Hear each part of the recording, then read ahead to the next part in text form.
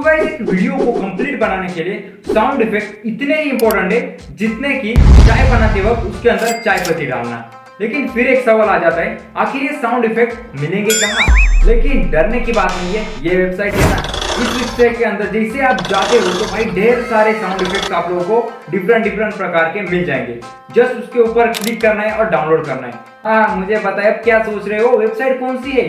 तो वेबसाइट का नाम मैंने कमेंट बॉक्स में पिन किया है, तो जाकर एक बार चेकआउट कर लेना। लेकिन उसके बाद भाई को तो फॉलो कर दो यार।